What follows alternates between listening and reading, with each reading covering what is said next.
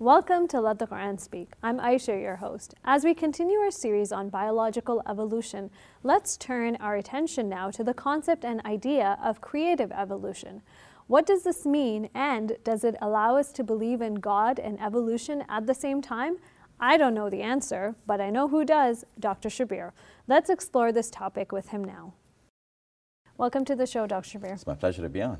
So let's review. We're talking about biological evolution. Can you briefly go over the evolution theory for me? Yeah, so basically the theory of evolution holds that all biological life on Earth or come from a single origin, essentially from what might have appeared to be dead matter, but through something, maybe a lightning spark coming through into a hot spring, causing some chemical changes, which results in the first basic life form. And then we have unicellular animals, and then multicellular animals, or creatures, we can say. And then from these multicellular simple creatures, we have eventually fish, and then from fish you have the amphibians. From amphibians, eventually you get reptiles, and in a continuous development, eventually you have mammals and primates, and eventually human beings. So all living things on Earth have this singular origin that began in water. So is there room from a religious perspective to believe in the theory of evolution but also belief in the creation of God, or are those two not synonymous or can't be supported by each other? They're actually complementary. The theory of evolution is basically a scientific theory, and the way science works is to speak about what is observable and to exclude what is not observable. So science wouldn't speak about God, about the soul, about the life hereafter, because these things are not testable in a lab. You cannot fit them into a test tube. You cannot observe them through physical means. These are spiritual things. So science has nothing to say about that. Science cannot speak about values. Science can only speak about the facts on the ground. But how to interpret these facts. So if you see beauty on the ground, science cannot tell you, well, beauty is a good thing. If you see a dog eating another dog, science cannot say this is a bad thing, because science can only say this is what dogs generally do. But whether it is a good thing for a dog to eat another dog, this is really a moral question. So now, where do we settle questions about morality and about the desirability of beauty and about purpose in life and about values in general? This comes from religion. So the two are actually complementary. Now, religion also obviously speaks about God, about the possibility of life hereafter, about the existence of the human soul, which can survive after death. So these two are complementary. The science speaks about the facts on the ground, and the religion speaks about the purpose behind all of these facts. So is there a wide-held opinion, or because I know evolution historically it's always been taught as Muslims, as a religious, someone who believes in the religion, you can't really believe in evolution. So are there people who believe this to be something, like, is it widely accepted by people, I guess, of faithful backgrounds? Yes and no. In the United States of America in particular, there are Christian evangelicals who are very much against the theory of evolution, but more and more, many are coming to understand the theory, and the more they understand of the theory, the more they tend to accept it. And with Muslims too, this is even more so the case, that there is a wider acceptance among Muslims, because first of all, the reasons for objecting to the theory are not so strong in the Muslim tradition.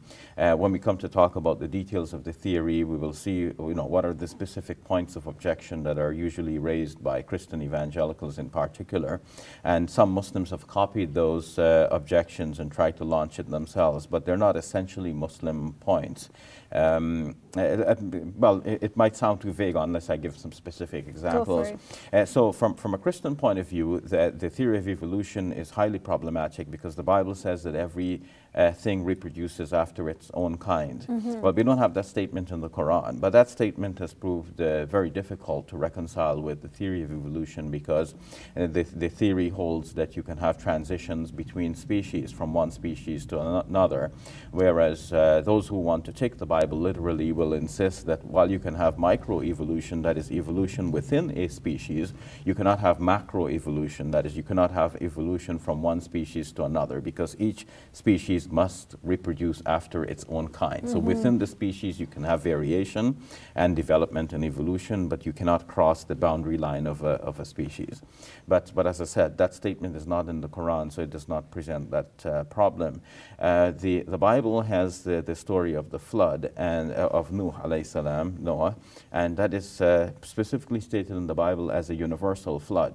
And it would mean then that only the creatures that were retained in the ark of Noah would have to be the ancestors of all living things today, because everything else was destroyed in the flood, according to that narrative. But to prove that all of the living things today originated from some few creatures that could have been in the ark of Noah is really fantastic, and scientists will not accept that. It's not justifiable in scientific terms. Now, the Quran, in speaking about the flood of Noah, does not speak of this as a universal flood. And one gets the impression that it was a local flood. It was specifically a punishment meant for those people who denied the message of Noah. So it's the people that he preached to and who denied him. And that specific community. In that specific community, because you can see the story as it's told in the Quran. The prophets are like this. They come, they preach, people deny them. God sends a punishment specifically for those people. It wouldn't make any sense in Islamic terms to say that, okay, God destroyed people like all over the world because some people in one locality did not listen to the prophet that he sent to them.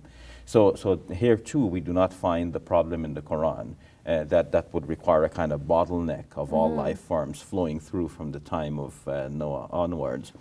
More than this, and perhaps even most problematic, is that the Bible, in describing the creation of the first human couple, gives a lot of details. The first man created like this, and then from his rib God created his spouse, and then from Adam and Eve we get the impression Adam begat this person, who begat this person, who begat this person, so you have the generations coming all the way down.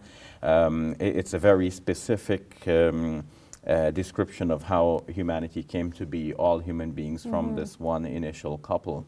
Whereas in the Quran, though Adam is mentioned, Eve is not mentioned by name. It's Adam and his spouse. The creation is spoken about as being from a single soul, which could mean from a single species, because the word nafs in Arabic can usually mean a soul or one person, but it can also mean a species, as for example in the verse that is commonly recited at Muslim weddings, which says from the 30th chapter Surah Al-Rum, the 21st verse, وَمِنْ آيَاتِهِ أَنْ خَلَقَ لَكُم مِّنْ أَنفُسِكُمْ أَزْوَاجًا. And from among his signs is that he created for you from among your own species spouses. So that opens up that possibility. Yes, and the word there for species in that verse is nafs. So there are many openings in the Quran for understanding that the whole process of creation could have been a very long process. And it does not have to have that kind of narrow bottleneck which is required on a literalist reading of the Bible. So it sounds like there's a lot more from the Quran that we can explore, as well as, understanding what the objections to evolution are and how it's countered from a religious perspective. So I'll leave that for our next segment. Thank you very much, Dr. Shabir. You're welcome. Hey YouTube, we hope you benefited from this video. If you liked it, or if you didn't, let us know in the comments below. And if you're interested in learning more, check out some of our other videos. And don't forget to subscribe so you can get new videos every Monday, Wednesday, and Friday.